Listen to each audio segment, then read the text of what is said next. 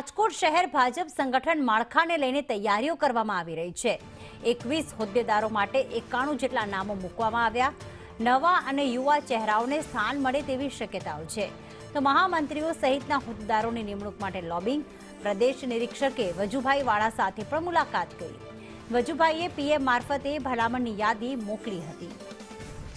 મયુર અમારી સાથે જોડાઈ ગયા છે। મયુર, સંગઠન માળખાને લઈને આ તૈયારીઓ છે, કયા કયા નવા ચહેરાઓને સ્થાન મળી શકે છે? પ્રીતિ, કુલ 21 જેટલા હોદ્દેદારો છે તેમની નિમણૂક કરવાની છે સંગઠનની અંદર। તેને લઈને અત્યારે 90 કરતા વધુ દાવેદારો છે તે સામે આવ્યા છે। નિરીક્ષકોએ માત્ર ધારાસભ્યો કે સાંસદ નહીં પરંતુ જૂના જોગીઓ છે તેમને પણ સાંભળ્યા હતા। તેમની ભલામણ છે તે પણ તેમના સુધી પહોંચી હતી।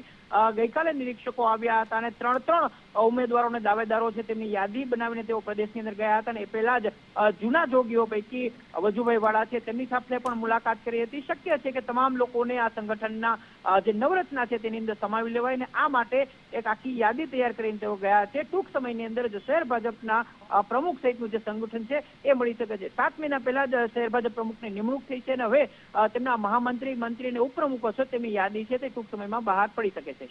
આભાર મયુર તમામ વિગતો માટે।